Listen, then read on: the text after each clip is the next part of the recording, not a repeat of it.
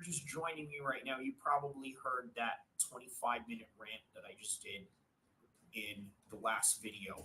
And I'm doing this video right now, regarding Dricus du Plessis and Israel Adesanya. And what exactly is that? Is that I think this fight is going to have serious racial implications behind it, right? Because here's the thing, right? Does Israel Adesanya really mean to be the way that he is in terms of his hatred towards Dricus du Plessis? Maybe. Maybe there's a trigger in Israel Adesanya where he feels like, okay, you know what? I'm really triggered by this whole entire thing of Dricus du Plessis saying that, oh, I'm not a real African because I live in New Zealand, and Dricus du Plessis is a real African because he lives in South Africa. But then there's an apartheid, race card built into the whole promotion that I think even Nelson Mandela would be interested in to watch a fight like this, right? I mean, let's understand something. I always said, and I will stand by this, when it comes to combat sports, right, it's an extremely tribal matter. More so with the fans than with the actual fighters. Now, why is that? Well, for the fighters, you have to understand something. They understand that this is a sport. They also understand that they are businessmen. They also understand that they are part entertainers. And they also understand that this is part of the game that they have to do in order to sell tickets, especially if you're one of these regional boxers or regional MMA fighters that's coming up on the scene, and you got to sell tickets, you got to sell yourself, you got to sell an idea, an image to people in order to get them interested in your fights and what it is that you do. But for the fans, everything is about a tribal effect. And let's say if you're a Mexican fighter like Yair Rodriguez, Cesar Chavez Jr. and Sr., Canelo, then you have the likes of GSP with the Canadians. Then you have Michael Bisping for the English fighters. Then you have, I don't know, Jose Aldo for the Brazilians, Gilbert Burns for the Brazilians, Khamzat for not just the Russians and the Eastern Europeans, but for all of the Muslims, and that includes Islam and Khabib as well, and Bilal Muhammad for the Palestinians, and so on and so forth. It's a tribal matter at hand, right? It is to try to connect a certain aspect of, okay, I'm from this part of the world, and this fighter right here is from this part of the world, so I'm going to support him as such because of that. But for the fighters, sometimes they play a role. Now, with Israel Adesanya, I don't know how much of this he's playing a role or how much of this he's really dead serious. With Dricus du Plessis, it almost feels like he's thrown into this situation to where he doesn't know how to really react. And I don't know if that's part of the mind games, but I can tell you that that certainly will affect the way that he comes about things. I saw this meme regarding Israel Adesanya where I believe one of his agents, maybe it was Tim Simpson or something to that effect, was whispering in his ear. And in the meme said something like, yeah, keep saying it to him because you can't say it back to you. He can't say it back to you. Because as you know, Israel Adesanya was dropping the N-bomb saying, yeah, my African this, my African brother, my N-word, this and that, what N-word, blah, blah, blah, what N-word, blah, blah, blah, this and that. Nonetheless, it's like with Dricus du Plessis, he's kind of stuck. He doesn't know what he's supposed to say. He doesn't know if there's a right way or a wrong way of going about things or this and that. And then on top of that, we live in a cancel cultural world right now. So it's almost debilitating in Dricus du Plessis' part for him to even respond to something like this. And in the way that he responds, it's like, huh? You know what? I'm racist? What? Huh? I'm part of the apartheid or this and that. But it's quite genius in a part of Israel Adesanya. I don't know if it's deliberate. I don't know if it's serious that he's doing it or if there's a methodical game plan attached to it. But nonetheless, it is the cause and effect that is going on, whether he's subconsciously acting on it or planning on it or anything to that effect, right? Either way, it's genius because Imagine this. I want you to imagine right now, right? Let's say they announce the Dricus du Plessis Israel Adesanya fight tomorrow.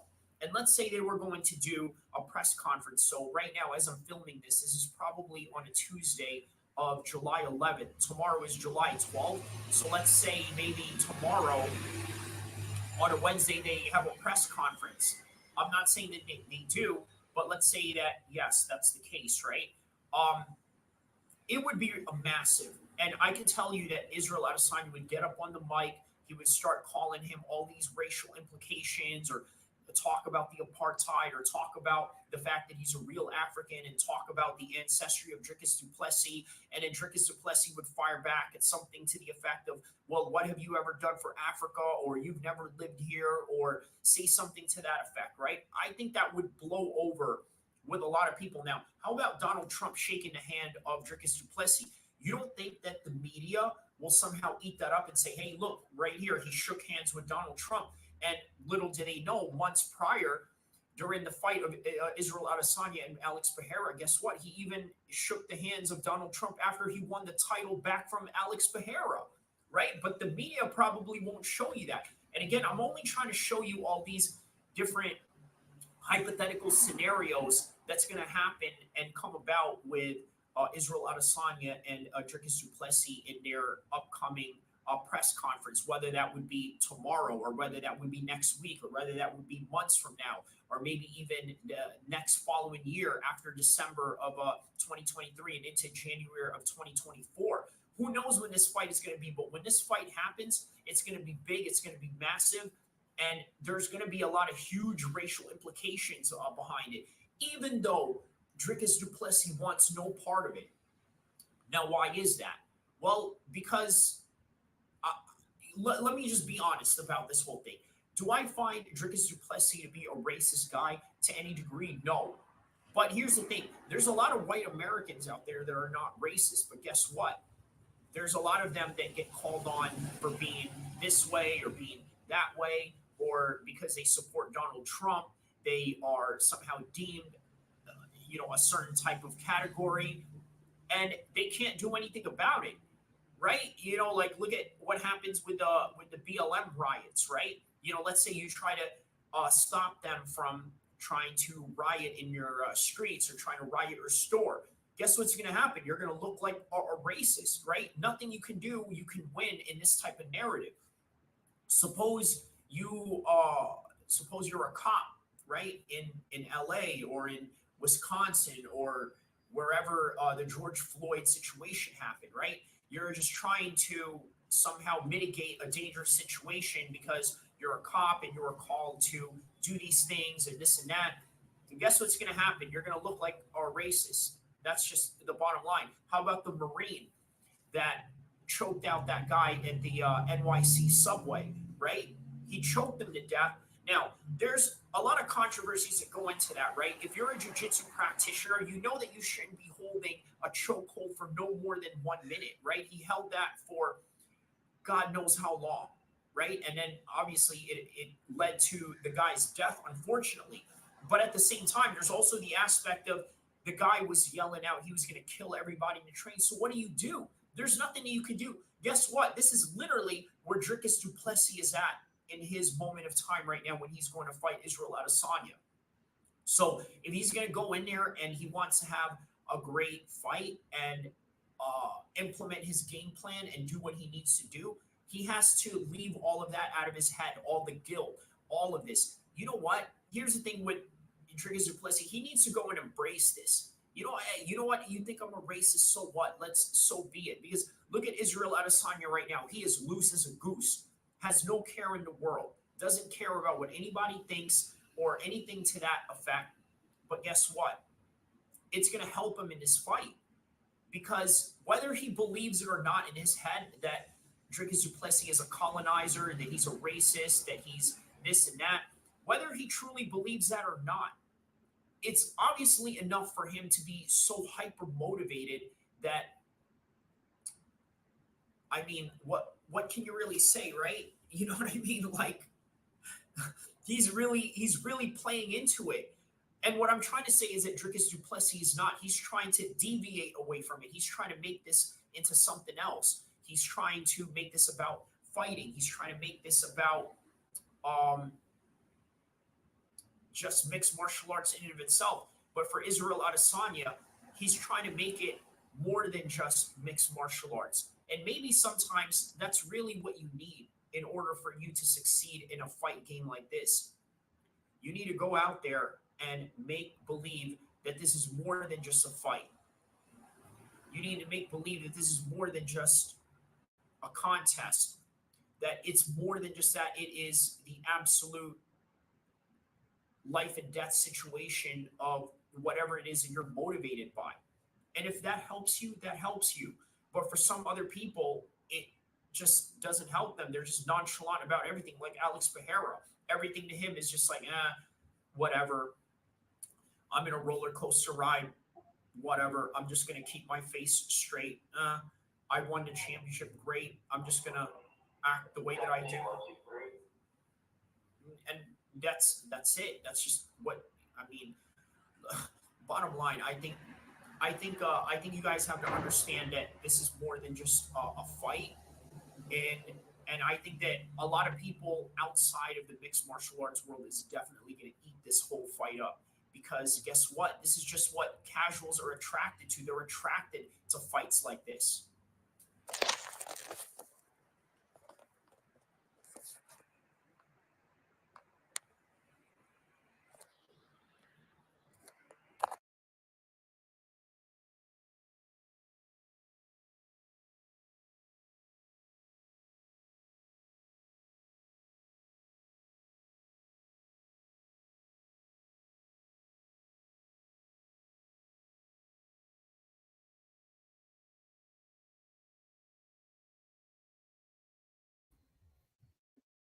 All right. So, as you are joining me right now, I think you already know that this fight is already signed for August 2024, somewhere in Perth, Australia. As a matter of fact, the same location that I believe the last UFC Australia was located at. So, I got to tell you, the history of this particular fight, it is going to be massive. And I'm going to tell you why. You have to understand that one of the biggest attractions in combat sports is literally, I hate to say it, but racial implications. You see that in boxing, you see that also in MMA as of late. Now, what's really interesting is all throughout the history of mixed martial arts, it's never really been about race, ever. And I think there's a good reason for that.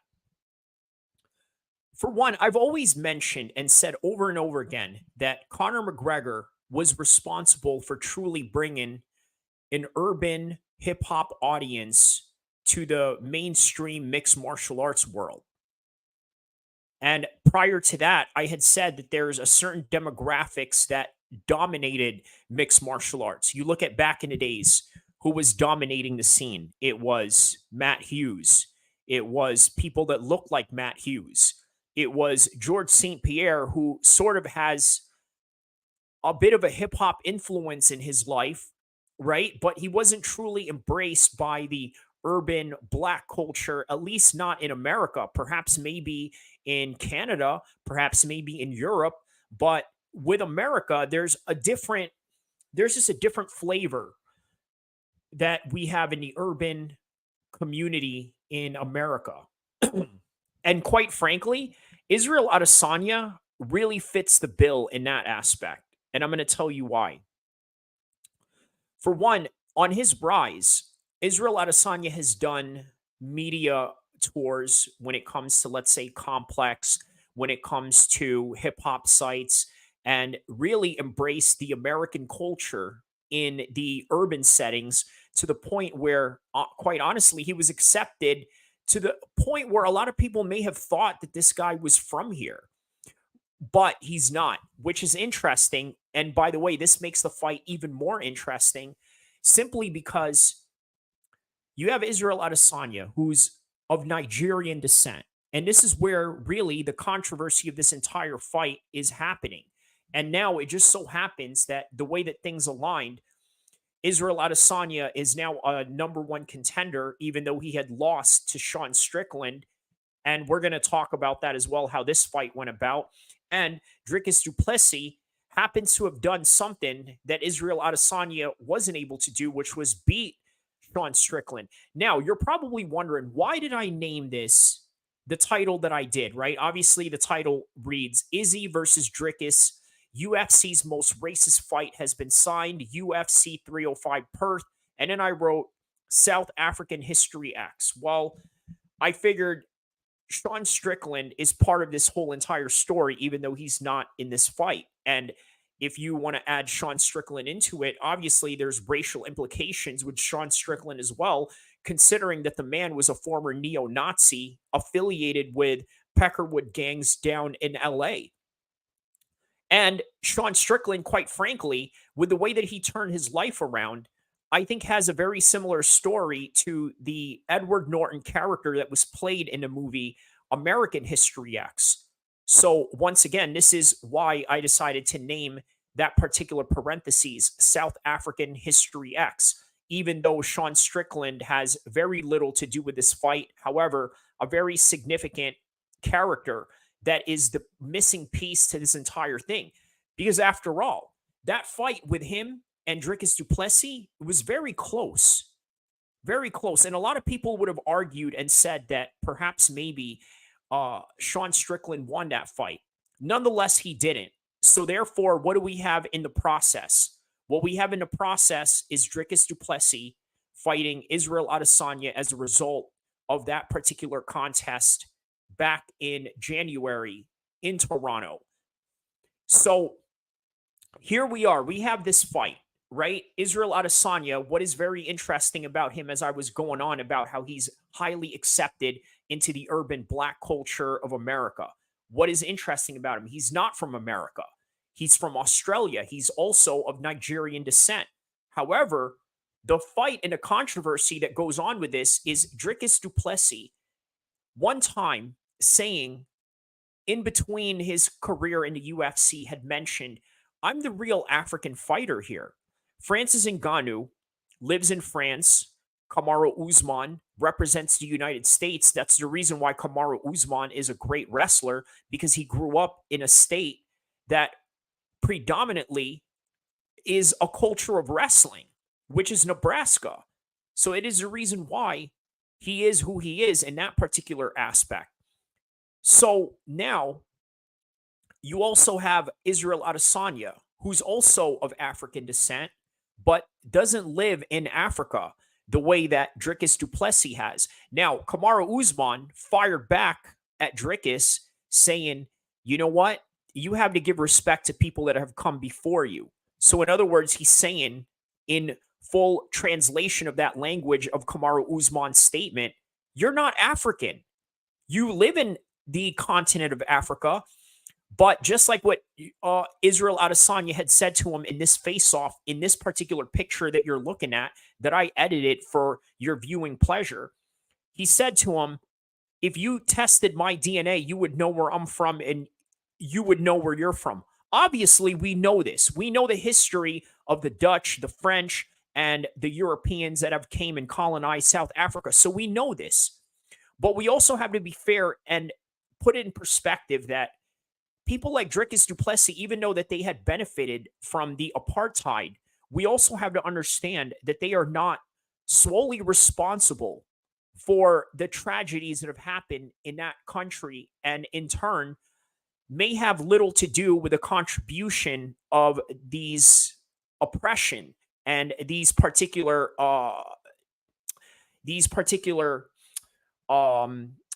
unfair unfair aspects that really, come into his life as opposed to the life of the native Africans in that region.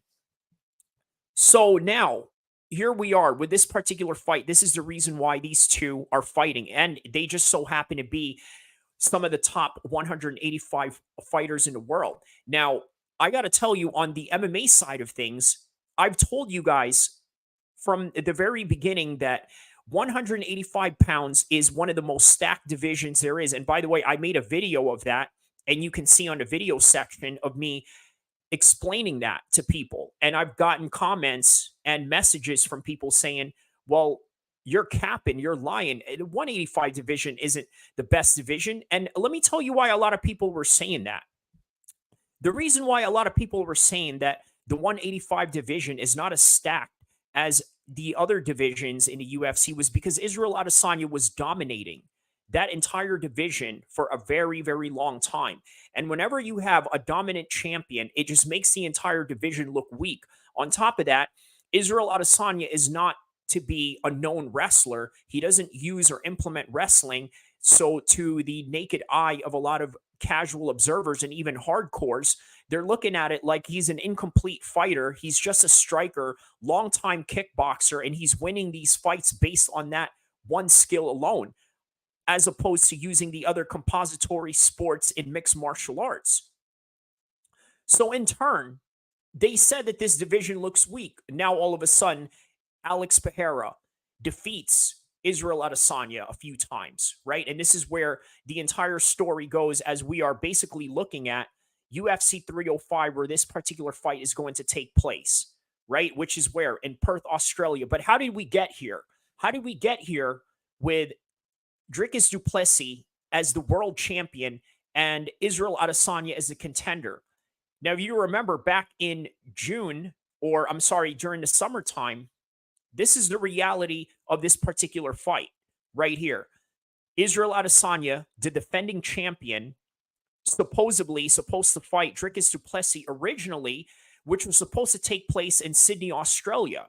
But as a result, after the Alex Pereira fight, the series that he had going on with him, Alex Pereira knocks him out, continues his streak of winning against Israel Adesanya. Israel Adesanya settles the score, knocks him out, as you can see in the middle part of the picture. And then here we are. UFC 293 was supposed to be Israel Adesanya versus your boy right here, Dricus du Plessis. But what had happened with Dricus du Plessis as a result? He said, I'm not going to fight this guy. Why? Because the turnaround was too soon. Even though he really left that fight against Robert Whittaker unscathed. But for whatever reason he had, he just decided, hey, you know what? I'm not going to go and take this fight. So fast forward to September 9th, 2023. Sean Strickland ends up winning that fight. Okay, makes a great account of himself. And to a lot of people's surprise, they were like, I cannot believe this. I cannot believe that Sean Strickland was able to get the win in here. But he did. And once again, it ruined the plans of the UFC. After that fight, Israel Adesanya had decided, you know what? I'm going to hang it up. Reason being, the guy just really had an insane active record. He was just constantly active, constantly fighting, one fight after another, one fight after another. So some of the most busiest schedule that you can find in the history of the UFC as a world champion. Really, one of the most busiest schedules for a UFC champion. Now, let's take a look at his particular history when I'm talking about how he is the most busiest champion literally of all time. Okay? Let's take a look at all these pay-per-view bouts that Israel Adesanya was a part of. Okay? This is the pay-per-views that he has produced over the years. Anderson Silva, starting from 2019. Then Robert Whittaker, Israel Adesanya, where they basically unified the world championships, which I believe was long overdue, considering that Robert Whittaker was already crowned the champion after George St. Pierre had dropped the belts. And then right afterwards, it was Adesanya and Romero. Why did he decide to take that fight? Because nobody wanted to take that fight with Israel Adesanya. I'm sorry, with with Yoel Romero. Nobody wanted to take that fight for one reason or another. Costa, Abu Dhabi, in front of an empty crowd. And Israel Adesanya says something to the effect of, I'm going to fight this guy in front of billionaires in an empty arena. And exactly he did that. After that, Blachowicz goes for the UFC 205 belt. Unfortunately, falls short in that 5-round affair, right? And obviously, credit to Alex Pereira, even with the up and down roller coaster career he's had in the UFC, he managed to win both belts that Israel Adesanya could not have been able to do, even though Israel Adesanya has a win over him. After that, he goes back and concentrates on 185, and then he just continues on and on from there. Vittori, Whitaker, Cannonier, and then Pereira again. After that, Pereira and Adesanya gets his revenge in Miami in front of Donald Trump, just like Dricus du Plessis won his fight in front of Donald Trump against Robert Whitaker back in the summer. And then here we are with Sean Strickland getting defeated, losing his belt, decides to take a long overdue break, which, again, he quite frankly deserved because of the activity that he's had. I mean, I just showed you his activity level on that end, right? And the pay-per-views that he's headlined. Okay, one after another. March of 2020, September of 2020, March of 2021, June of 2021, February of 2022, July of 2022, November of 2022, April of 2023. And then here we are right here in this picture, September 10th, 2023, in his home country of Australia. Obviously not his home. Well, okay, Australia is not really part of New Zealand, but you get the picture. So right after that fight, what happens? Now Sean Strickland becomes the unlikely world champion of the world. And by the way, this is one of the greatest moments that you can really expect out of mixed martial arts when you have situations like this. Why? Because Sean Strickland is an unlikely champion. He's not very corporate. He's not, how I would say this, mainstream friendly. He's sort of like a Stone Cold Steve Austin character, which makes him quite interesting and gives Sean Strickland a different type of superstardom that that the conventional stars of the UFC don't have. Obviously, Conor McGregor is in his own lane. Israel Adesanya is in his own lane, but mainstream friendly. Because I had mentioned earlier in this content that Israel Adesanya really fits the bill of the hip hop urban culture.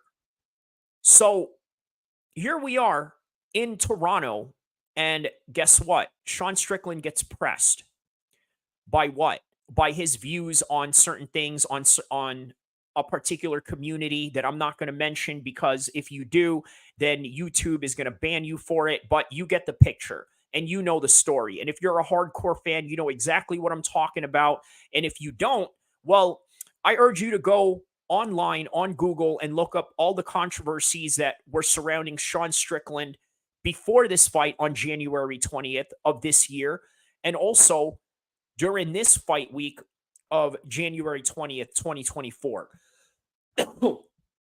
All the controversies that had gone on. And speaking of controversy, the result of this fight was controversial in and of itself, but at the same time, it gave us exactly what it is that we needed, which was what? A real controversial fight between Israel Adesanya and Dricus du Plessis, because quite frankly, Israel Adesanya dropped the ball, taking that risk against Sean Strickland, but credit to him for allowing Sean Strickland to get an opportunity to build Sean Strickland into the star that he is today. And not only that, really gave an opportunity to a man that nobody would have ever expected to win. But here we are. Now Strickland is taking on du Plessis. And what happens? Controversial decision. Du Plessis wins this fight. Real controversial, right? You could have had this fight either way. It was virtually identical. Now, for me, I had thought that Dricus du Plessis won this fight based on his wrestling alone. I honestly believe that wrestling wins fights.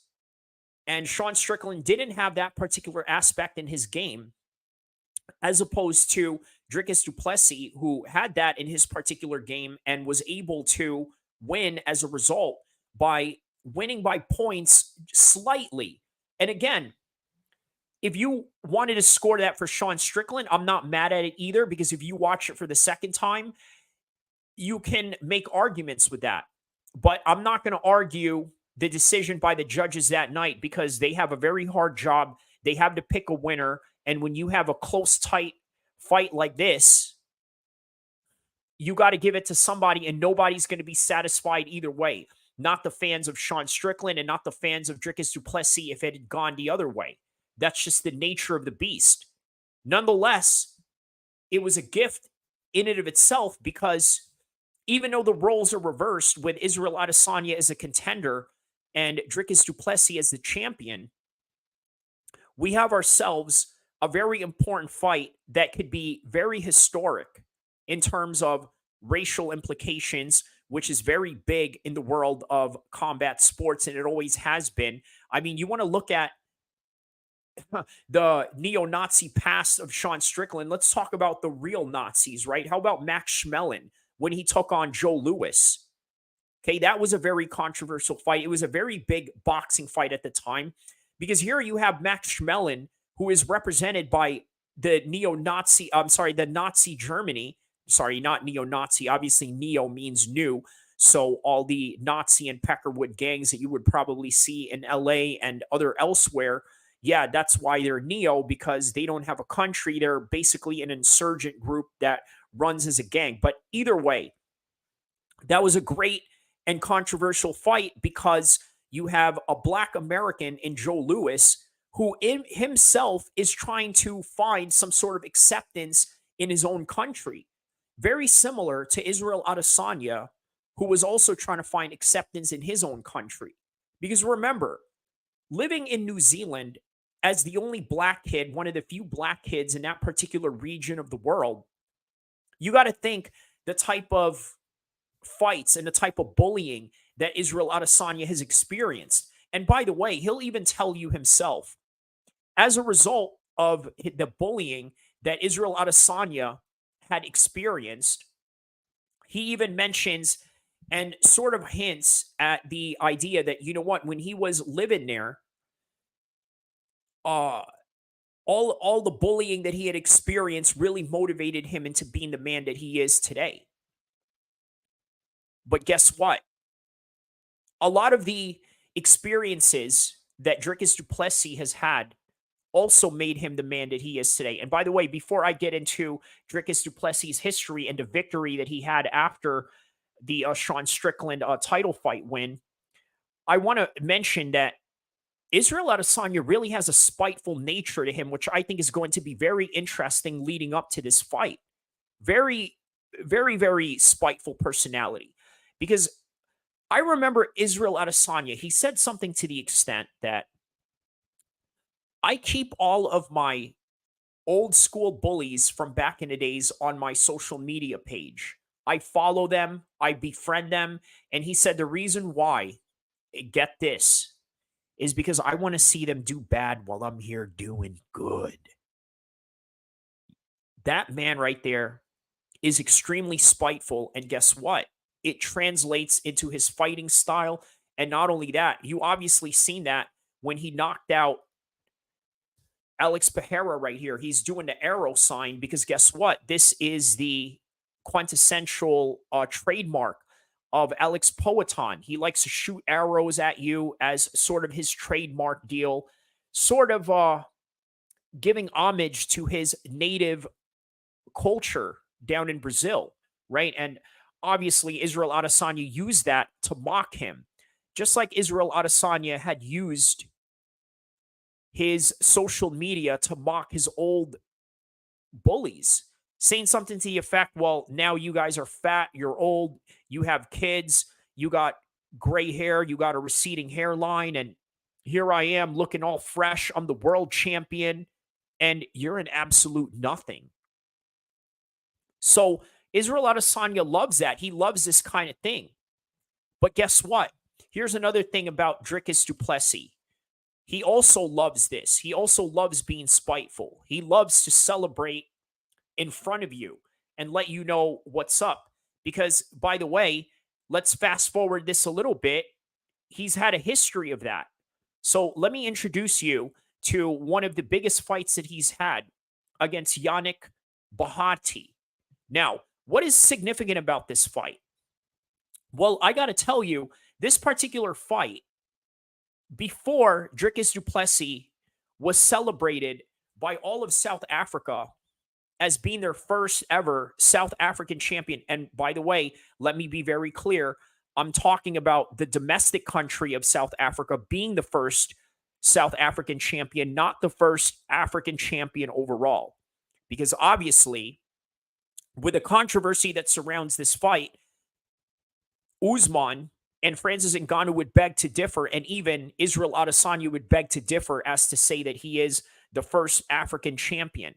Now, here's the thing about this, to sort of play advocate on the side of Dricus du Plessis. When he means that he is the first African champion, he really means a resident of South Africa. Because guess what? Look at this picture. Where is this taking place? This is probably in the Johannesburg International Airport after he had defeated Sean Strickland, flying from Canada to South Africa. Okay? He flew into South Africa. When Francis Ngannou won the belt, where did he go home? He went down the street because the fight was in Vegas and the fight was in the Apex Center. And Francis Ngannou has a house in Las Vegas.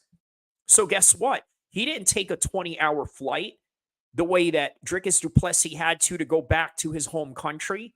Francis Ngannou drove down the street to his beautiful home of Las Vegas, Nevada, in the same place that he won the title. And that is the argument that Dricus du Plessis has going on. So, again, fast forward to this fight. And by the way, a very decorated career in Dricus du Plessis.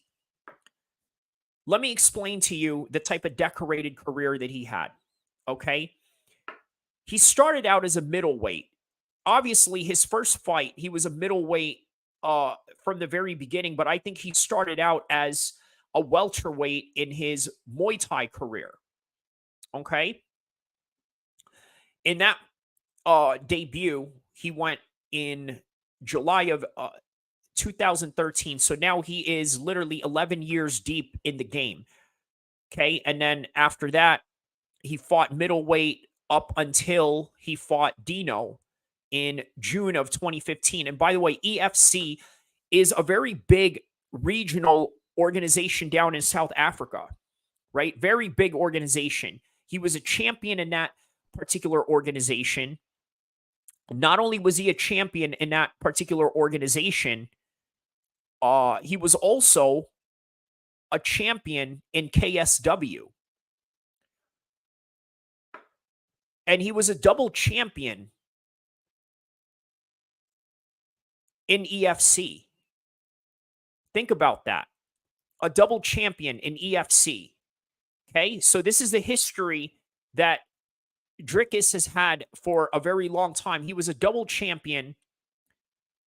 And after he became the double champion, what had happened? He went on to the UFC. Okay. And then after he became the KSW champion at welterweight at KSW, so he won titles on both classes and in two different organizations. So after he had defended the EFC belt in December of 2019, he then goes on and makes his UFC debut at October 11th, 2020, which, by the way, was during the pandemic. And then he had a fight against Darren Till, Derek Brunson, and Robert Whittaker, and then Sean Strickland. But let's go back to really a fight where I had recognized that Dricus du Plessis is no stranger to controversy.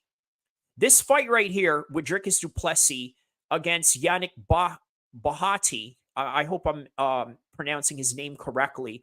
I'm going to show you the type of history that Dricus du Plessis has had in terms of really not being a stranger to controversy. Here we go. Yeah, you're walking up on. What we walking up on?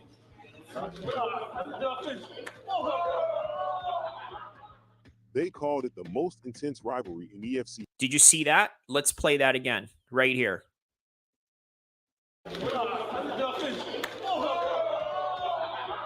So you see, this guy is no stranger to disrespect whatsoever. There is no strange, this is not a strange occurrence for him in any kind of way at all. Let's continue on. They called it the most intense rivalry in EFC history. And now Dricus du Plessis is going to be involved in another intense rivalry. Is that I will gas, and my response was I told him, ask your girlfriend. You heard that? He said, ask your girlfriend. So again, I'm trying to demonstrate to you guys that Dricus du Plessis has been here before in terms of dealing with a controversial fight. When Bahati and du Plessis were scheduled to fight at EFC 62, things got very intense. Yannick ruthlessly trash-talked Dricus and even slapped him at the stare down. What are you gonna do? You'll do nothing. I'm the king of South Africa. You know, I own that place. You know what I mean? I'm gonna walk in there like a king.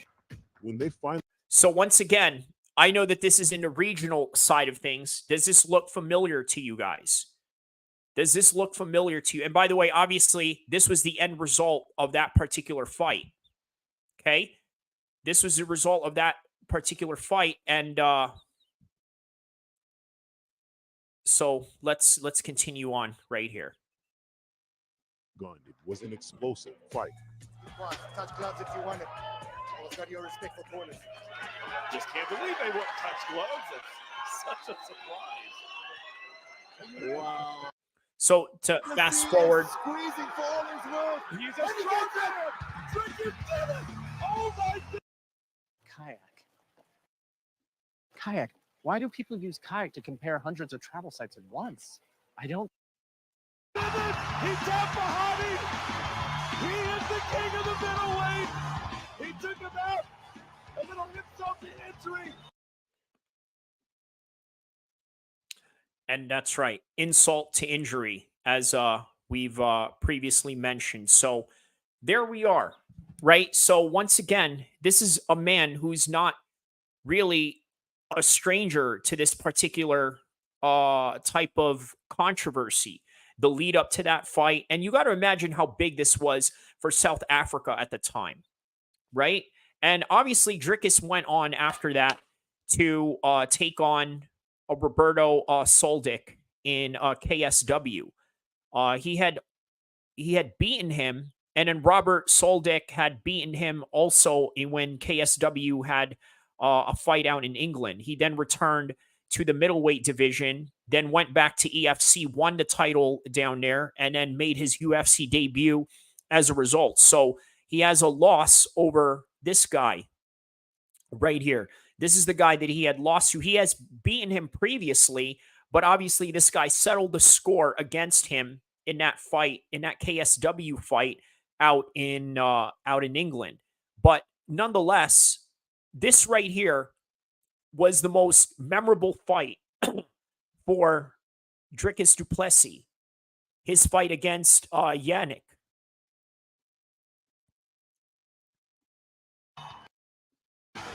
Wow. Slapping him in the face.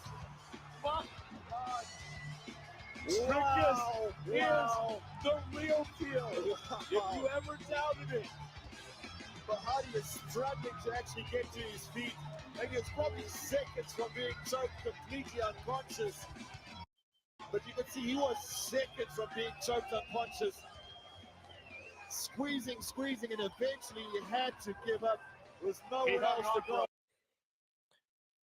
So I got to tell you, with Dricus du Plessis, and by the way, if you guys are just watching this right now, I urge you to watch from the very beginning, because I really go into the history of these two, and I talk about the racial implications of this fight, which, by the way, I'm going to go into even more details about the apartheid from this point, right? But so far, I've been going over the kicks and the punches, the historical rivalry between him and Israel Adesanya. And not only that, the controversy that's surrounding this fight with the racial implications, and also doing a video that I've showed you that I did back in the summertime, where I filmed it in Santa Monica, where I talked about the uh, the history of uh, the apartheid and basically the history of these two and how all of this had started. So again, let me tell you guys why this particular fight is really, really controversial. Okay, because this right here is one of the arguments that Israel Adesanya has had. He's had this argument against Dricus du Plessis. He called him the C word, by the way. He called him a racker. And obviously, I'm trying to rhyme that word without actually saying it. But then also calls him the N word. Right? And what did Dana White say when they asked him about that? When he walked up to Dricus after his win, before all this, after his win with Robert Whittaker, what did they ask Dana White that night at the press conference? He asked him, hey, what do you think about Israel Adesanya using the N-word? You know what Dana White said? And by the way, a lot of people, especially in the right-wing community, really gave Dana his props when he said something to the effect of, well, what do you want me to say to Israel Adesanya? He's black. He's allowed to say it. Now, here's the thing. I'm going to get a little bit off topic here because I'm going to address the N-word, right? As somebody like myself who has North African ancestry, personally, I would never use the N-word. Okay? And if I did, it's only for a couple of reasons why I would ever use the N-word. For one, if let's say I'm quoting someone, like let's say Israel Adesanya, obviously look at the way that I did this picture right here. I didn't even put the actual word into it. I just literally used explicit and basically bleeping it out. And also, if I was to write it on text, I would have an emoji of a ninja. And by the way, if you're from the urban community, you know exactly what that means. So in other words, I don't use the word because, as you know, in my podcast and in my content that I do, I don't even really curse. And that's by design, only because I want to speak proper. I don't want to go outside of the lines of being a Muslim. And being a Muslim means that you're going to speak proper, speak good. You're not going to use any foul language or anything like that. So that's just the trajectory that I'm at. So I'm just not going to use that word. But there are people out there, especially out here in California, who use the N-word that are non-black. So here's an example that I mean, right? There are Mexican rappers out here in California, right? There's a huge Chicano rap scene out here.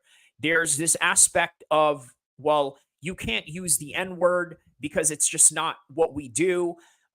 It's disrespectful to black people to use it. So there's a strong majority of people in that particular musical genre of Chicano rap that don't use the N-word as a result of that.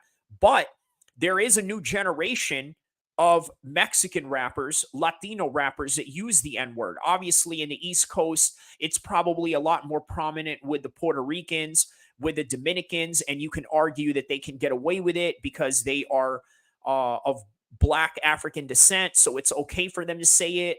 And maybe even the Puerto Ricans as well. They're also mixed with Afro genes, so maybe it's okay for them to use it.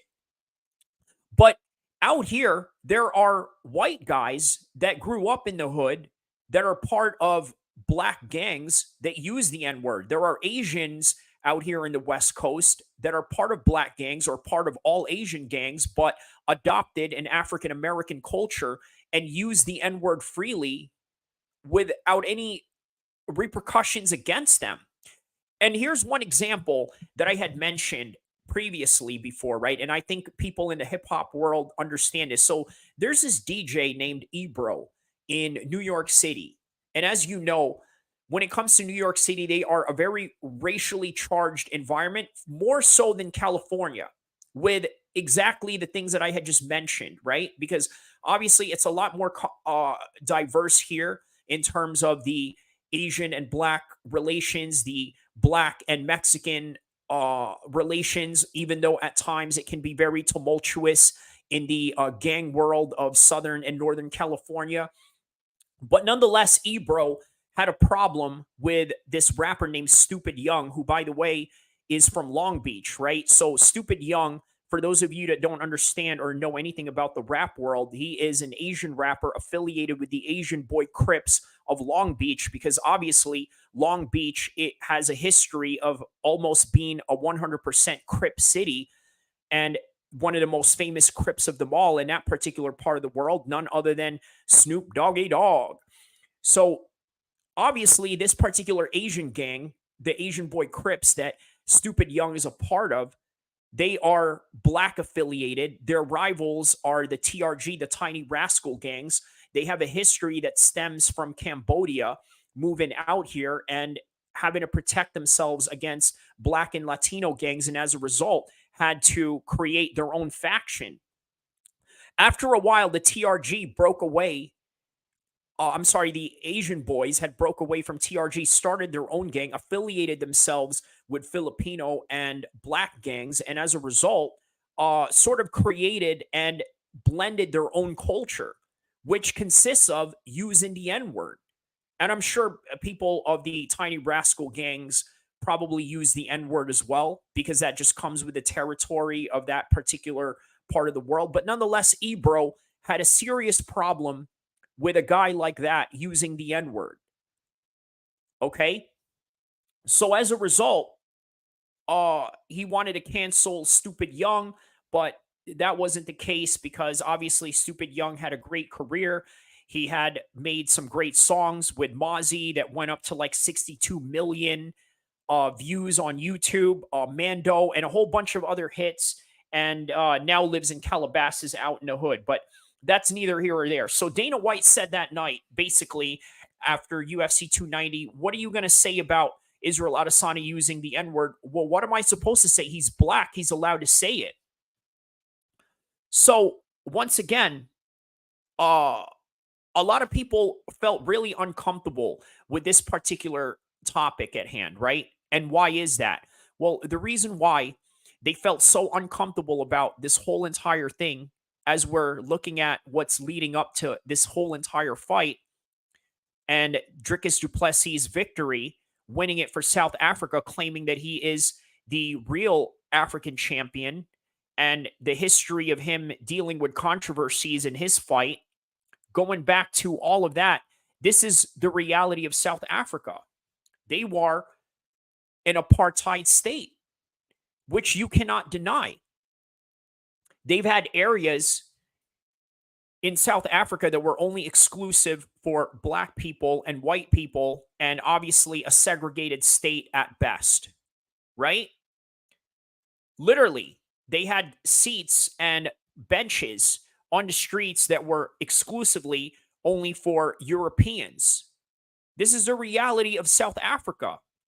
So if Dricus du Plessis cannot understand why a lot of people are very much upset at this, and by the way, as an observer of this sport and as somebody that understands the fight business, I get it. Israel Adesanya is trying to sell tickets, but at the same time, you also can't really deduct his whole entire experience and say, well, he's only doing it for that. He might actually be truly triggered by all of this. Even though Israel Adesanya has never lived in South Africa, he's lived in Nigeria. And by the way, the circumstances that he's lived in Nigeria was based on the fact that he was a rich kid, right? So it wasn't like he was living in poverty of Nigeria, because guess what? In order for you to come to the United States, in order for you to come to New Zealand, in order for you to come to any Western state, you got to have money. They don't just let the Arabs of Lebanon. Okay, well, let me rephrase that. They did, only because there was war going on. But after a while, they wanted the immigrants that had professional skills, such as being doctors, lawyers, and whatnot. You couldn't just go to live in these countries without any professional settings behind you or a business that you can contribute to their economy. And by the way, speaking of that wealth that the Adesanya family had, they were about to move to America right before 9/11, but obviously they didn't want to do it because they felt that it was going to be a safety issue due to the recent terrorist attacks that have happened in 9/11, and thought that perhaps maybe America was not the safest place to go. So where did they go as a result? They went to New Zealand. Now, will you imagine, not to get off track off of this particular topic of the apartheid in South Africa, but could you imagine what would have happened if Israel Adesanya had lived in the United States? Maybe he would have been more of a wrestler, right? Maybe he would have had more of a grappling prowess rather than, let's say, the striking prowess of a Muay Thai fighter that he developed living in New Zealand under the Eugene Berman tutelage. But nonetheless, yes, that is the interesting history about Israel Adesanya and how he was transitioning from Nigeria to the Western world. In particular, perhaps maybe living in America rather than living in New Zealand, which would have altered the course of his life. But nonetheless, he became a star in New Zealand, became one of the biggest kickboxers in glory. And as a result, well, he put New Zealand on the map. And not only that, still managed to become an accepted figure in the American hip hop culture. But before all that, here's something you got to understand about the apartheid, right? Here's a book by John Allen. I'm going to give you a little synopsis on this book with the apartheid of South Africa, an insider's overview of the origins and effects of separate development. So this was developed and made in June of 2005. It was formally published. So although John was British born, he lived in South Africa somewhere from 1954 to 1990. And within that 36 period, which the country had experienced its more climatic and sometimes terrible events, okay, speaking from his own firsthand knowledge with intimate understanding of the situation, John Allen in this book takes you beyond the media hype that's so dominated by Western television screens to answer some of the most vital questions regarding the apartheid era. For example, who originated the system of government the world grew to hate so much? Was South Africa the only apartheid nation? Maybe not. You could argue Israel is right up there. And among other states around the world, did the economic sanctions have its desired effect? How did Washington's domestic agenda affect U.S. foreign policy? What was the West's real motive in forcing the country to its knees? Obviously, if you remember during the Margaret Thatcher era in England, she didn't want to do anything about the apartheid. So I urge you guys to take a look at that. Take a look at Margaret Thatcher, the Iron Lady who was the prime minister at the time, and her effects on that particular country as opposed to the United States sort of pushing back on this issue. So also, why did Nelson Mandela get released from prison? Okay, which exacerbated rather and diminished violence. Apartheid from South Africa addresses these and a host of other issues, bringing light to a little known concerning historical detail, providing you, the reader of this book, eyewitness accounts of day-to-day life in one of the most dangerous countries in the world. Okay, and I highly emphasize that particular point right there of the most dangerous country in the world, because guess what? Somebody like Dricus du Plessis, I got to tell you, let's talk skill now, right? And ability. Because a lot of the particular abilities that Dricus du Plessis has, it's quite unusual. See, many people sort of cite Dricus du Plessis as not looking very technical, not looking like the most crisp striker, sometimes not even the most really effective grappler. But I mean, really, he's really effective in grappling, right? He has a strength factor to him. But I want to talk about his unusual skills. Now, part of his unusual skills comes from the fact that he comes from a very dangerous area of the world. And by the way, a lot of fighters come from very dangerous areas of the world. Here's something you got to understand about white South Africans. They are constantly targeted. Do you guys remember that para-Olympian that was accused of shooting his girlfriend? Okay, you want to know why that happened?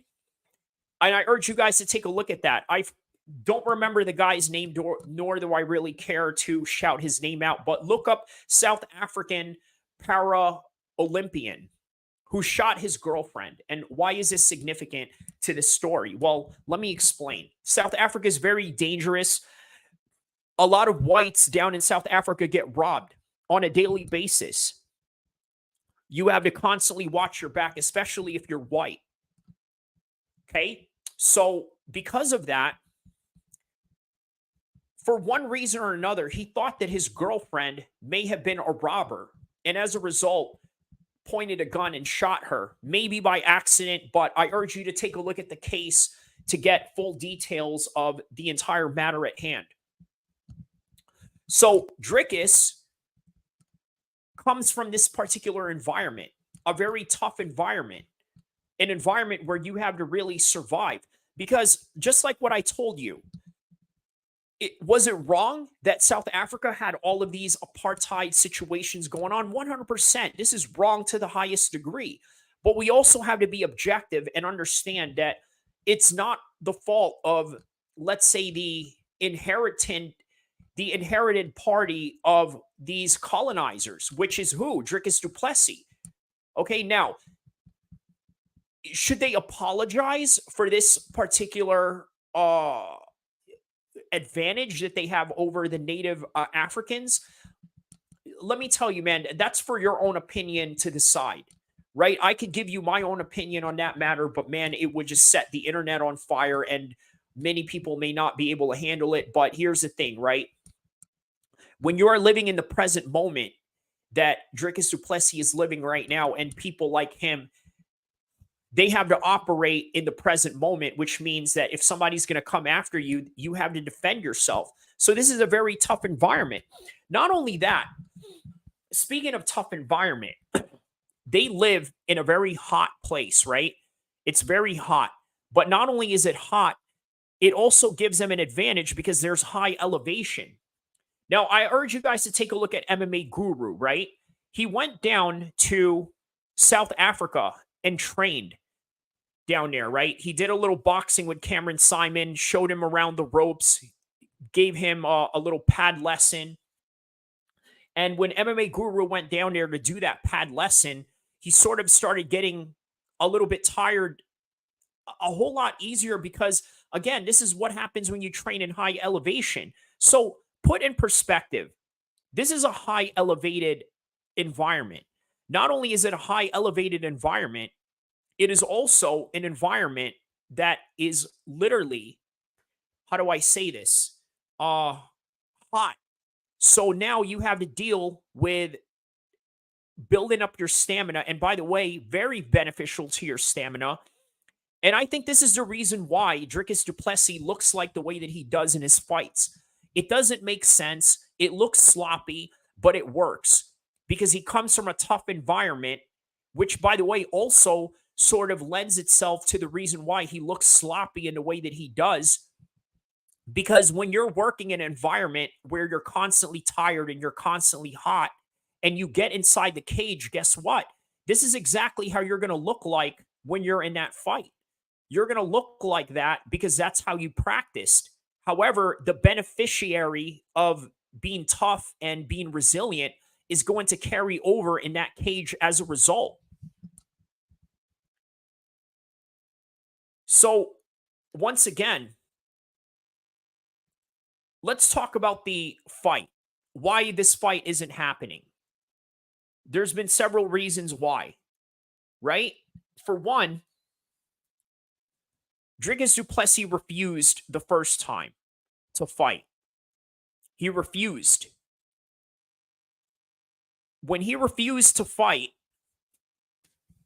it was because he did not want to make a quick turnaround.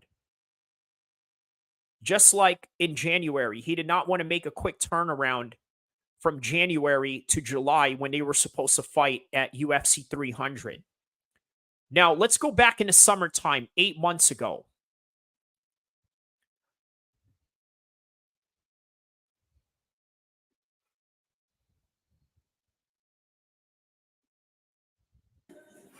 So this is the post UFC 290 show. Well, not really, but this is after you post UFC 290. And I figured I'd just go do a prediction right now, an early prediction for Dricus du Plessis versus Israel Adesanya. What exactly do I see here? Well, right now I'm currently listening to the press conference of Dricus du Plessis and what he thinks about his matchup with Israel Adesanya. And he says something to the effect that, well, take a look at my latest performance with Robert Whittaker as opposed to the latest performance of Israel Adesanya against Robert Whittaker.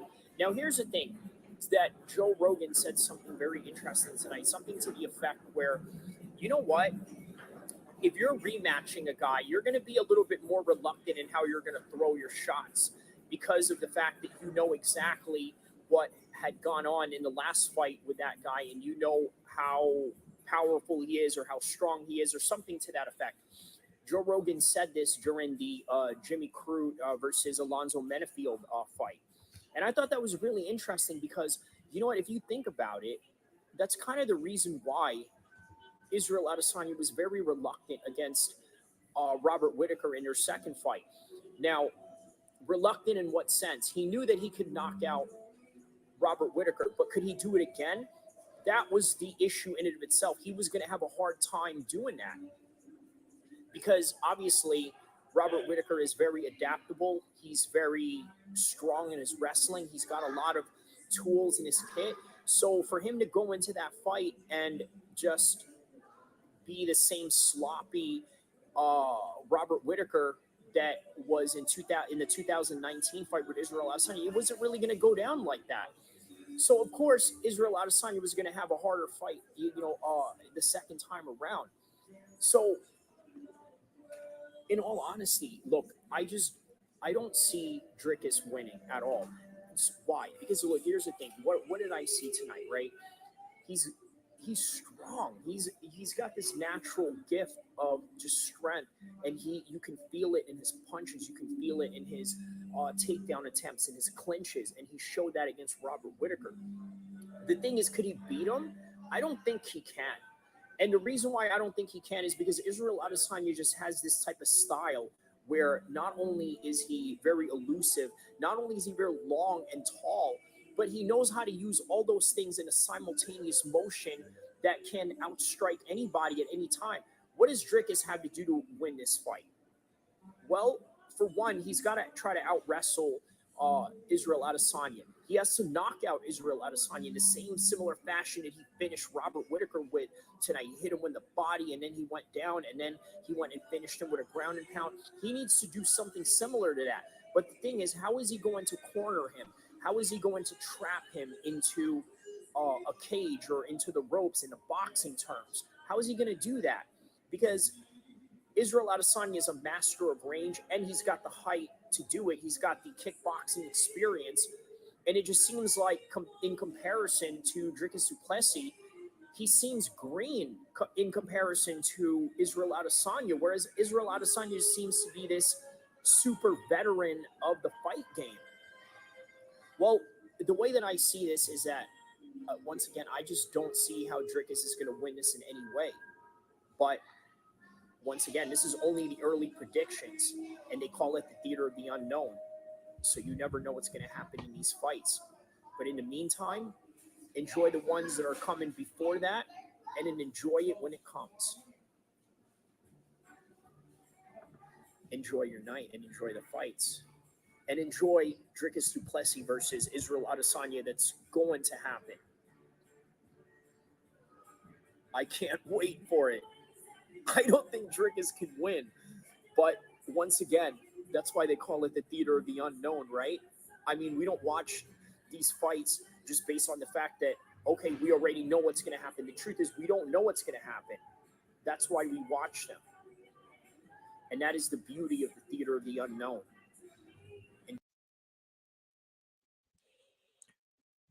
Now, I got to be honest with you. Maybe I've changed my pick ever since then. Why? Only because of this particular fight right here with Sean Strickland.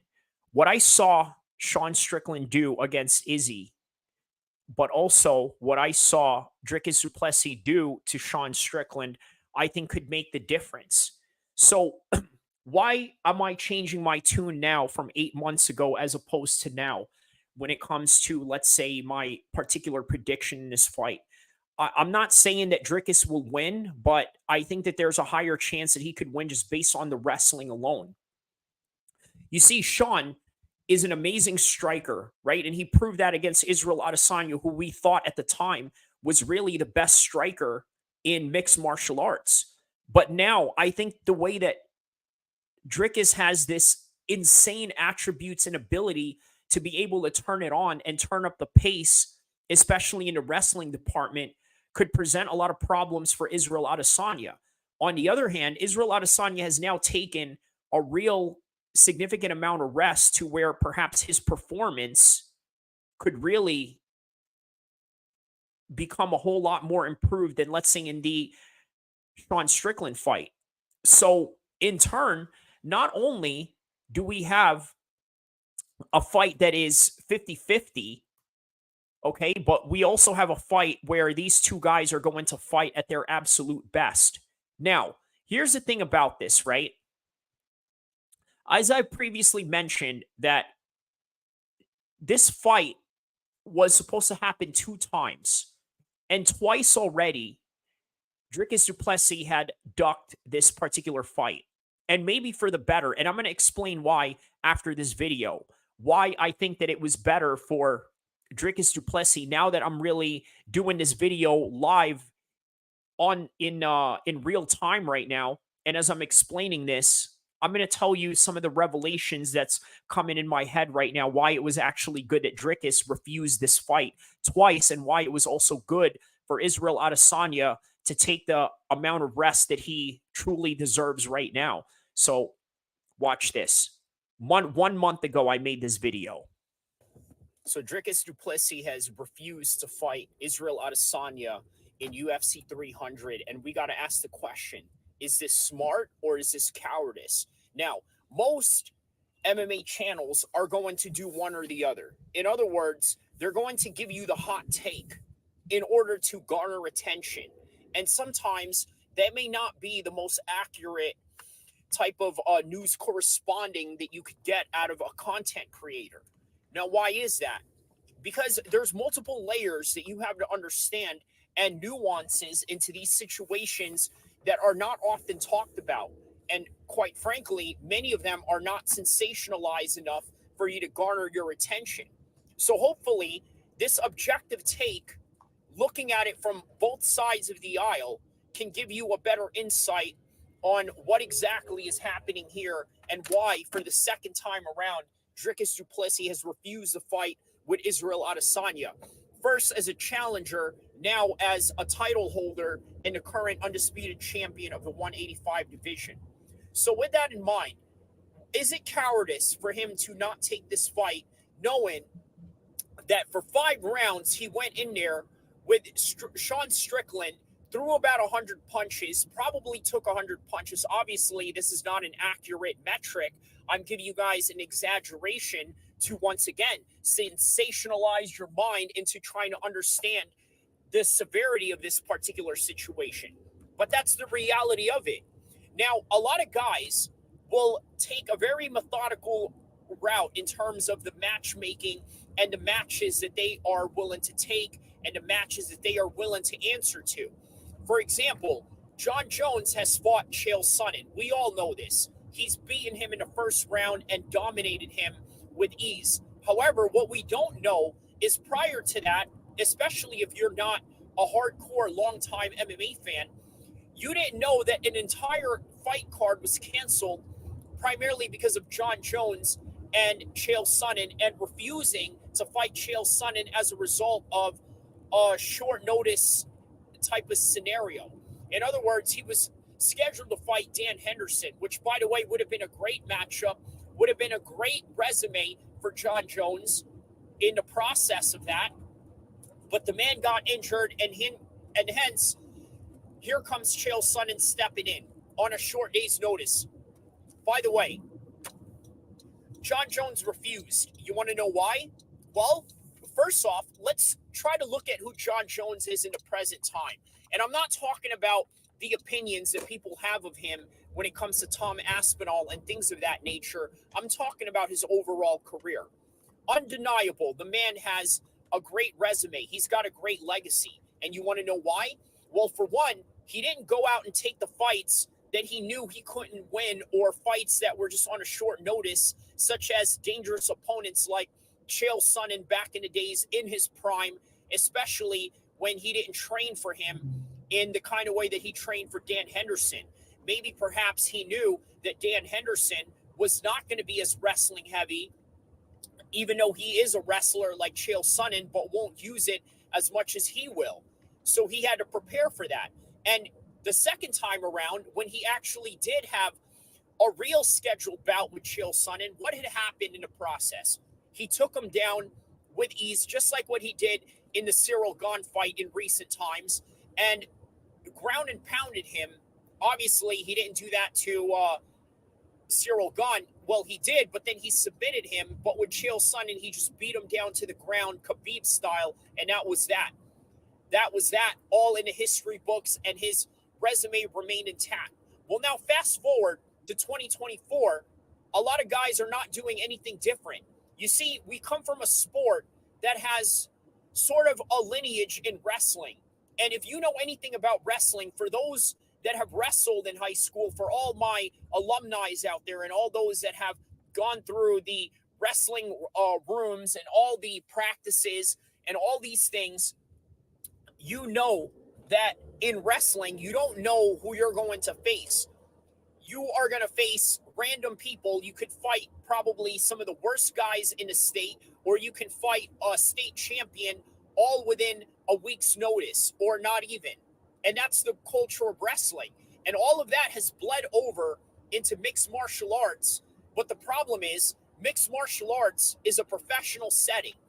Not only is it a professional setting, if you're at a certain level, there are certain legacies that you want to remain intact in order to build your brand outside of your fight career, so that you can monetize your image and your whole entire brand as a whole, which is why certain guys are going to take calculative decisions in certain instances when it comes to taking short notice fights. Now, here's the thing. Is it cowardice of Dricus du Plessis to do that, considering that he's had injuries after injuries, and then on top of that, he just came from a 5-round fight only to turn around within a 3-month span, not have the time to recover while trying to peak for another fight? I mean, look, to each his own. Look at Israel Adesanya. This guy has been active. He's claimed that he's been in fights where he was injured and still walked in there and did the damn thing.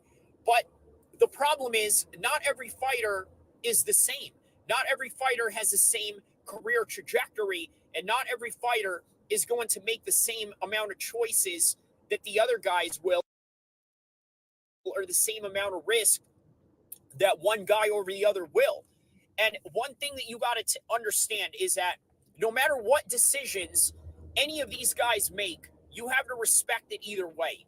I'm going to tell you why. Because number one, if they don't choose to take that fight because they want to have their legacy remain intact, well, guess what? They are also doing something very good for the business, for the industry of mixed martial arts, because they are saving themselves to build an even bigger fight down the road, so that we can have these great matches, these great events. For example, take Max Holloway. He recently took a fight with Justin Gaethje. And by the way, with many experts and pundits in the sport, the one thing that we all can agree on is that Max Holloway is going to take a serious amount of damage going into this fight, and perhaps may have missed out on the opportunity of having a new champion at 145, such as Ilia Topuria. Now, why is that? For one, you got to understand something. Max Holloway has fought Volkanovski several times. Okay? And a lot of those were controversial, but nonetheless, Volkanovski came out on top in those situations. And as a result, the one thing you have to understand is that now he's lost an opportunity because Volkanovski remains on top. Well, now here's this new superstar, Ilya Topuria, who has just beaten Volkanovski, knocked him out, and Max Holloway has an opportunity to get in there and possibly prove that he is the best 145 fighter in the world. But now all of that is going to be delayed because of the damage that Justin Gaethje will give you. And anybody who knows anything about mixed martial arts knows that when you're in a fight with Justin Gaethje, you are in for a violent scrap that could be life-altering, career-altering, and everything in between. So, once again, this is the matters of choices that these guys make in order to fill up a card.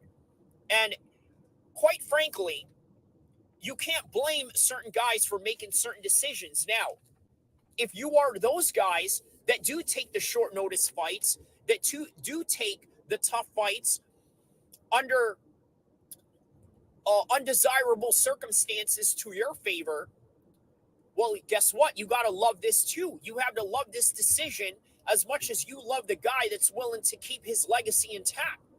Because guess what? For these same reasons, you had Kamaru Usman step in there against Khamzat Chimaev on 11 days' notice. What did we get out of that? A great fight. For the same reason, in that same card, that Volkanovski stepped in there against Islam Makhachev, only for him to get knocked out. But in the process, if you're an Islam Makhachev fan, you could appreciate it because now it made Islam Makhachev look really good. Who would have thought that Islam Makhachev could score a head kick knockout? So that's the reality of this whole thing. So you can either call one guy a coward or you can call one guy being smart as trying to keep his legacy intact. But either way, I think that if you really believe that a person is a coward for not taking a fight and you put it out there on social media and you put it out there as a content creator, guess what? I'm sorry to tell you, you're doing it for sensationalized reasons.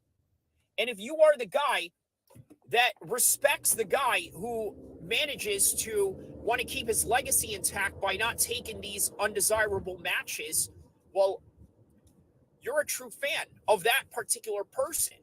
But the fact of the matter is, are you really a true fan of the sport? And I think that these are the nuances that not many people are going to talk about because, quite frankly, they're too complicated. And not only are they too complicated, but they are also, quite frankly, not exciting for the minds of people that want the trash talk and want the big headlines or the titles on the screen that screams out, hey, this is drama and attention that you have to watch. But I hope with the truth and the nuances and the different varying layers of this particular matter that I'm explaining to you, I hope that that has given you some kind of sensation, that's giving you some sort of satisfaction in what it is that you're looking for when it comes to finding out answers or the type of content that is honest with everything and holds no punches in the truth and doesn't really care about whether it's sensationalized or not. Of course I care that I want to entertain fans, that I want to entertain people from around the world with making a video. But I also want to remain and give you guys a sense of integrity in terms of letting you know the truth about everything. Because not everything is all good and not everything is all bad. Just like life, everything is in between. And I hope I can be in your life when you like and subscribe to these particular channels, because I'm going to give you guys the best content, but not only that, the most honest content that any YouTuber out there can give you. So I hope that you enjoyed. All right. So to address that question with No Chill MMA, the fight has been announced for UFC 305, which is going to take place in Perth, Australia. And this is via bjpen.com. By the way, it's set for October 18th at the Rack Center in Perth, Australia. And again, it has been reported to be in discussions. And the reason why I played that video is because you got to understand, right? Dricus du Plessis has refused that fight twice now. And the reason why I played that video is to address and tell you guys that, well, for one, I played a video earlier, if you weren't here, where I was in Southern California, where I had covered that fight. It was this particular video right here. It was an early prediction that I had made simply just right after. This is the post UFC 290 show. Right here. It was in this. Really, but this is after you post UFC 290. And I figured So I played that video earlier. Go check that video out, or you can just rewind it and watch the entire thing here. And the reason why I played that video earlier and in the one where I was in the car was because in the early predictions that I had made for this video right here. Early prediction for Dricus du Plessis versus Israel Adesanya. What exactly do I see here? Well, right now I'm currently listening to the press conference of Dricus du Plessis and what he thinks about his matchup with Israel Adesanya. And he says something to the effect that, well, take a look at my latest performance with Robert Whittaker as opposed to the latest performance of Israel Adesanya against Robert Whittaker. Now, here's the thing, is that Joe Rogan said something very interesting tonight, something to the effect where, you know what? If you're rematching a guy, you're going to be a little bit more reluctant in how you're going to throw your shots because of the fact that you know exactly what had gone on in the last fight with that guy, and you know how powerful he is or how strong he is or something to that effect. Joe Rogan said this during the Jimmy Crute versus Alonzo Menefield fight. And I thought that was really interesting because, you know what, if you think about it, that's kind of the reason why Israel Adesanya was very reluctant against Robert Whittaker. All right, so to make long story short, when I did that video, I had basically explained to people that I think Israel Adesanya was going to win that fight easily, based on just the sloppiness that I saw out of Dricus du Plessis. But if you rewind back to this video, I also talk about why Dricus du Plessis is such a tough guy, the type of environment that he lives at, and the tumultuous nature of the environment in which he lives as a white South African, constantly having to defend himself, right? So I decided to play the other video where I was in the car and I explained to you why Dricus du Plessis has now refused this fight. So now here I am. I'm going to explain to you why I played those two videos and why my mind is sort of changing a little bit in the direction of Dricus du Plessis. And also why I think this is going to be an even harder fight based on the decisions that they've made. So Israel Adesanya, as you know, I've explained in the beginning of the stream that Israel Adesanya has had this long, grinding schedule from one fight after another, right? Now, it was great for him to be able to build all these championship experiences, but at one point, he needed to rest, which is what he's doing right now. With Dricus du Plessis, he refused this fight twice. He refused it in September because it was too quick of a turnaround going from July to September. And the magnitude of a high-level fight like that, he needed a whole lot more in order for him to get ready. So he refused that one. All of a sudden, Sean Strickland gets the title shot, right? It's Sean Strickland who gets the title shot right after Dricus won his fight, after Israel Adesanya avenged his loss against Alex Pereira. And then as a result, Sean Strickland upsets the entire party, destroys this big marquee matchup. By the way, a matchup that is filled with controversy. Okay, instead of fighting a guy that he accuses of being a racist, he ends up fighting a guy who was a former racist, only for that former controversial racist to win, and only for that guy to become a former champion himself, and for Dricus to now be in this spot. So now, fast forward, Dricus du Plessis, after he wins the title, was told, hey, we need you for UFC 300. Because obviously, the way that UFC 300 is going, they wanted to build some sort of card that was Marvel versus DC, King Kong versus Godzilla.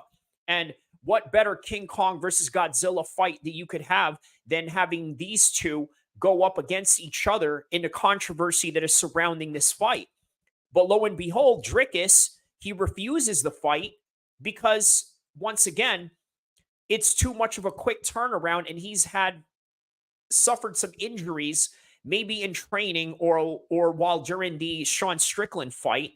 And so now they just decided, you know what? Let's do this in August. So with that, with the accumulation of the rest that Israel Adesanya has now had and the time off that he's been able to experience, going into UFC 305 Perth, Australia, I think is going to be very effective for both of them. Dricus healed up, well rested. Israel Adesanya healed up and well rested. So as a result, this fight is going to be a whole lot bigger, a whole lot better. And not only that, really, just a whole lot more beneficial for both men, which is why we're going to see a 50-50 fight. Now, as I've mentioned and said previously, I said that at first I'm going to go with Israel Adesanya, just based on the fact that he looked like a real unbeatable champion at the time. Yes, he got beaten by Alex Pereira, but it shows that he can create some adjustments. And perhaps maybe him getting knocked out by Alex Pereira was just based on this constant activity that he had going on, to which he had no rest from. So now he goes into the Sean Strickland fight, probably not as well rested as he should have, and that's the reason why he performed the way that he did and lost.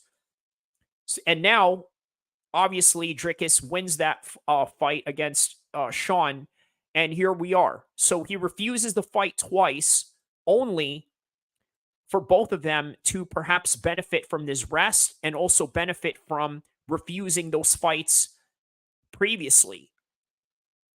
Because once again, that video that I had played for you, it's like the question of whether you want to be a tough guy or whether you want to, I don't know, be a guy that has a legitimate legacy that people can look back with a winning track record. Because that's all that people really look at by the end of the day. Sure, people are going to call you a coward in hindsight, but in reality, look at John Jones, right? He refused the fight against Dan Henderson. That fight never happened. Dan Henderson never got his shot against John Jones. Chael Sonnen wanted to step in. John Jones refused. Later on, he ended up fighting Chael Sonnen, blew him out the water, beat him decisively because of the preparation that he had going into that fight.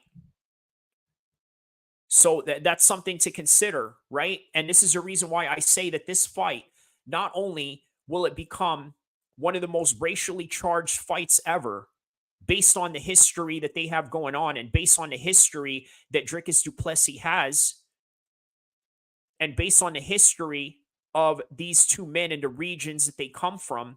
And by the way, here's something you got to understand about Dricus du Plessis, as I've mentioned, right? Look at this. This guy is a double champion in the EFC organization. He was also a champion at KSW, a Polish organization. This man is no stranger to being a world champion. But guess what? Neither is Adesanya. He's not a stranger to any of this as well. And I think that this is the perfect time for them to have been able to set up a fight like this. A perfect time. Because all things aligned. Right? Dricus beats Robert Whittaker. Nobody would have expected that. Just like nobody would have expected him to become a double champion when he was in the EFC or the KSW. But the truth is, nobody really expects anything of you when you start out your career. It is only then when you start building up, people start realizing, you know what? There's something to this guy. There's some real potential in this guy as soon as you start winning, accumulating wins after wins after wins. And now we're at the right place and at the right time. I told you in the summer that I had thought that Dricus is going to lose to Israel Adesanya. Now I don't know. I'm leaning towards 50-50 with a slight towards Dricus du Plessis, just based on just everything that I've seen and everything that he's proven from now till then on. And with Israel Adesanya, he also has a high potential of winning this fight, based on the fact that he's now well rested, which is, by the way, very important. Okay, it's great to have activity, and he's accumulated that with all of his championship fights that he's had in the UFC and also a lot of his high-profile fights in kickboxing. It's great that he was able to accumulate all that. But now it was time to rest. With Dricus, it was time for him to refuse those fights and take this fight at the right time. Why did the UFC want Dricus to go and fight Israel Adesanya coming from July, going into September at a short notice like that? Why did they want to do that? Well, for one, they wanted to fill up that card in Sydney because obviously they are trying to build even their higher potential in the Australian market, just like what they're going to do with Perth, which is where this fight is taking place. Okay, they were trying to do that. So they had a Sydney card. They needed an Australian or New Zealand champion, which was Israel Adesanya. And as a result, they weren't able to get that fight. So guess what? Sean Strickland was like, hey, you want to step in? Sure. And lo and behold, we found out Sean Strickland had a big following in Australia. However, unfortunately, that whole entire fight ruined the plans of the UFC to put Israel Adesanya against Dricus du Plessis, only for Sean Strickland to come back and fight Dricus du Plessis. And for Dricus du Plessis to lose that, sort of give the universe back to its rightful course. Because why I say that, it just built up to this. Now we have that fight that we've been looking for in the first place. The only difference is that now the roles are reversed. After all of that, the roles are reversed where Sean Strickland lost his belt, and now Dricus du Plessis is the champion, while Israel Adesanya is the contender. And this is the fight that we've always wanted in the first place, just not in this circumstance. We sort of wanted it in a circumstance where Israel Adesanya was the champion and for Dricus to fight this popular champion with this controversy behind it. But now the roles are reversed, and either way, we're getting the fight that we've always wanted. And going back to the Yannick fight in the EFC, where Yannick was talking about Dricus's girl slapping him before the weigh-ins and things of that nature, he's not a stranger to controversial fights. But in the midst of not a stranger to controversial fights, he's also not a stranger to a dangerous environment where it's, quite frankly, really dangerous for white people to live in South Africa. And also the history that is behind that country in which he has to answer for in this modern cancel culture. But also in the midst of that, Dricus du Plessis is not a stranger to championship fights, as you can see in his pre-UFC career. So that's what we have going on. We have a fight that these guys are coming in at the right place and at the right time. Because had you done those fights before that, we wouldn't have all these months and all these crazy events that had followed in between that to have what we have right now in this UFC 305 in Perth. So originally, they wanted to bring in Dricus to fight in Sydney because they are trying to fill up an Australian card. They're trying to build up an Australian market that they already have built up over the years. Well, now it's coming back in full circle. The original plan was in Australia, but now the fight is going to be in Australia, but in a different city, from Sydney to Perth. The original plan was supposed to be Israel Adesanya as the world champion and Dricus du Plessis as the upcoming contender, former two-weight champion in multiple organizations, challenging one of the most popular champions of all time in UFC. But now the roles are reversed.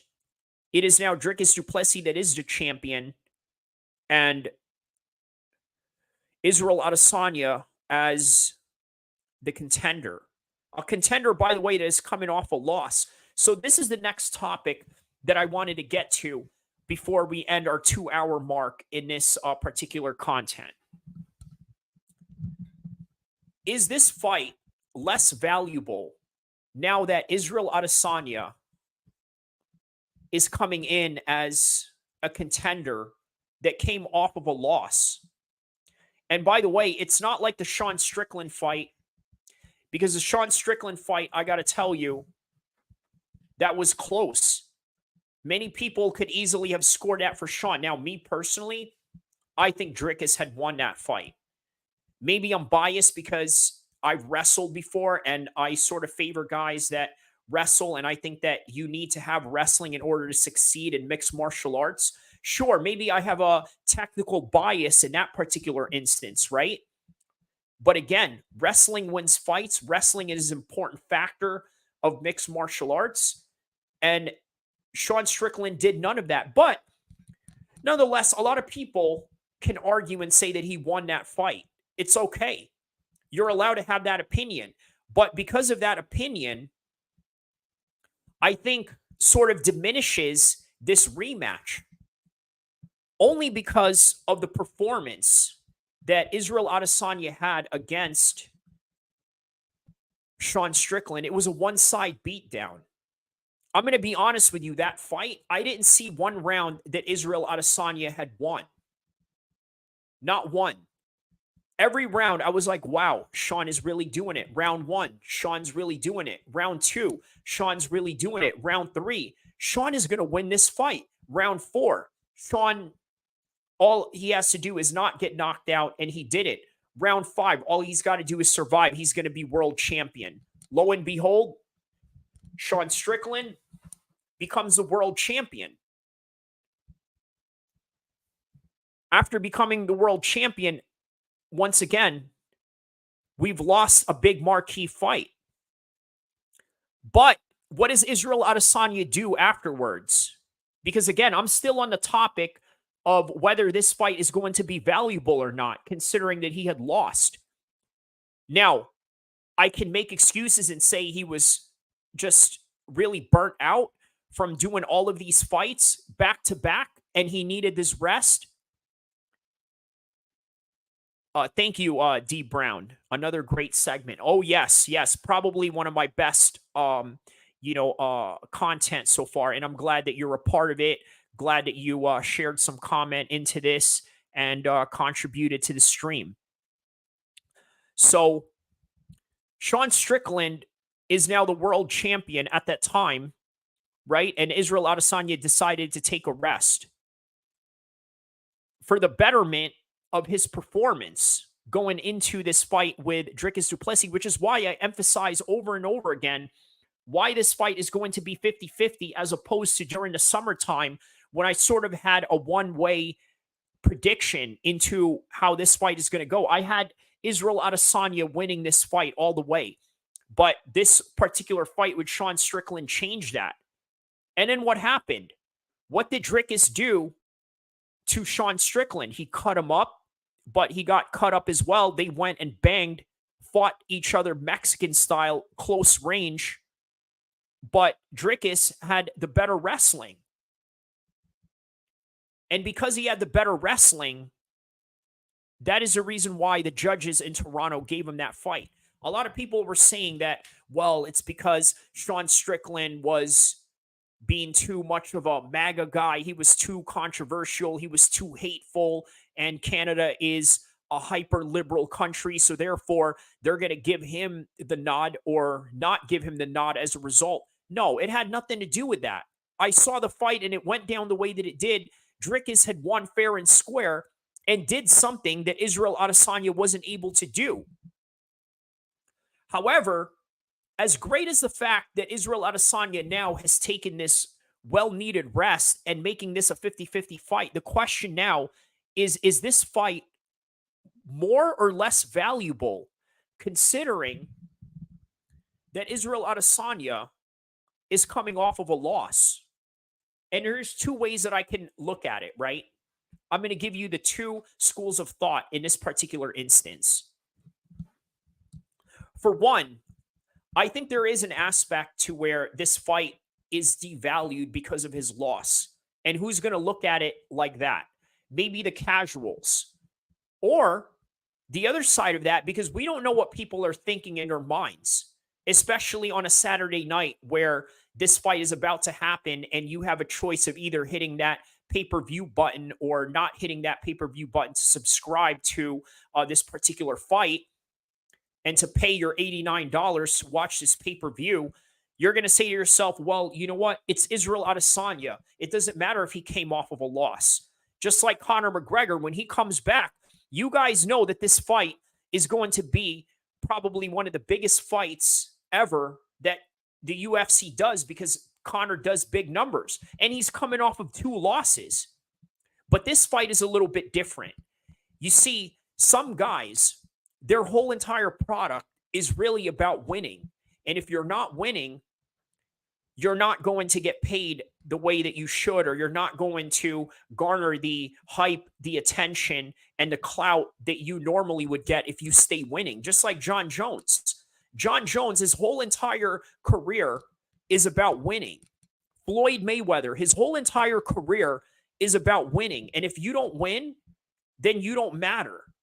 But for some reason, somebody like Conor McGregor, it almost doesn't matter whether he wins or loses. You know who else is like that?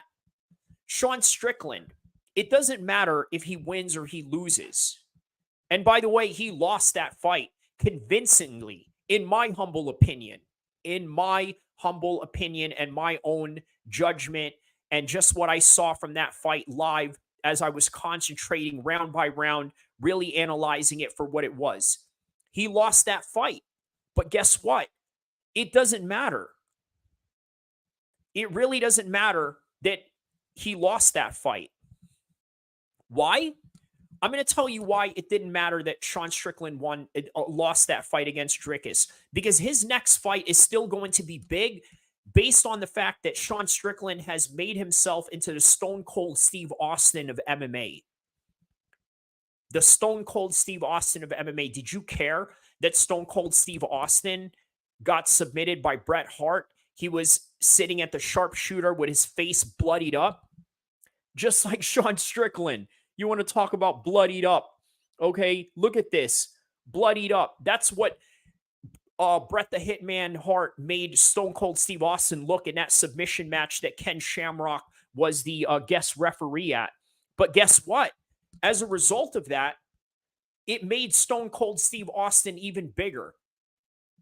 And to all the right-wing MAGA guys out there that watched Sean Strickland in that fight, it made him bigger because now in their minds, they thought that the judges had screwed him. And it made him a folk hero. So guys like Sean, it doesn't matter whether they win or they lose. But with Israel Adesanya, doesn't matter that he wins or loses. At one point of his career, it did. When he was undefeated and nobody could beat him, it mattered. It mattered that he was an undefeated champion. It mattered that he was going to retire undefeated. Even Khabib, I think his whole entire premise of being a superstar is predicated on the fact that he's undefeated, but also had a harsh nemesis and really a formidable rival in Conor McGregor in terms of promotion, which helped his next two or his last two fights after that, to where he can just be himself now, concentrate on the fight, doing what he does best, which is win. But I got to tell you, after really analyzing it as I'm talking about it, this is what I realized. I don't think that it matters that Israel Adesanya is coming off of a loss going into this fight with Dricus du Plessis. And I'm going to tell you why. I think that ever since Israel Adesanya had lost to Jan Blachowicz and then came back, dominated the 185 division in which he was already a sitting champion at while he was trying to go for the double belt at 205, people started to notice, you know what? He's human. But that humanizing of a fighter, i.e. them losing, I think is sometimes what really makes a lot of fighters even more lovable. Ricky Hatton is a great example of that. He got slept by Manny Pacquiao. Before that, he got slept by Floyd Mayweather. But all of a sudden, people were okay with it, and they sort of still embraced him. Israel Adesanya, the same thing. People forget that Alex Pereira fight, or maybe they didn't forget. The fact that he had lost to Alex Pereira several times in kickboxing. And then he comes into MMA, Alex Pereira, with the one sole mission of defeating Israel Adesanya. And as a result, he did. And it was a big downfall for Israel Adesanya. People made fun of him. People made memes about him. But here's something that I understand about the mixed martial arts community, as well as the American fan base, if not just the whole entire international mixed martial arts fan base. They love a good comeback story more than boxing. Of course, in boxing, they still love a good comeback story. That's why Derek Chisora, Ricky Hatton, all these guys that have already lost before can still be popular. But maybe that's just a British thing. Maybe they just love their guys no matter what. And maybe they love them even more when they lose because they can relate to, how do I say this, going through downfalls, especially when you come from a very tough economic environment like that, where people just want to constantly hold you down. So the value of this fight, even though Israel Adesanya is coming off of a loss, is higher than ever. He's already lost. He's already lost again. But now he's coming back even more improved. And from the perspective of the hardcore fan, such as myself, I think that this rest was something that he truly needed. Just like Dricus du Plessis really needed this particular rest in order for him to fight at his best when they meet in this particular date of August 18th for the Perth card in UFC 305.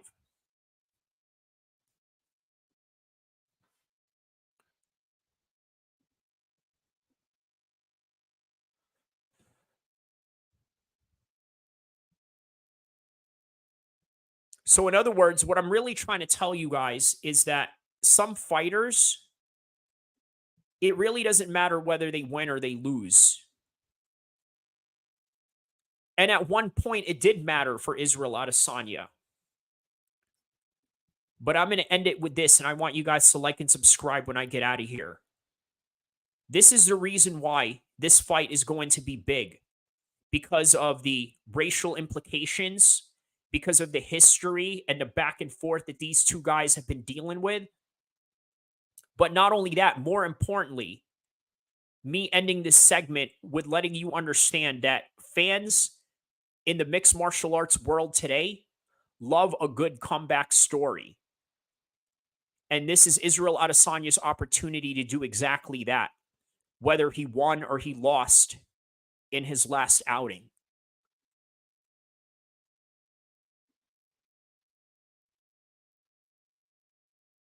Don't forget to like and subscribe.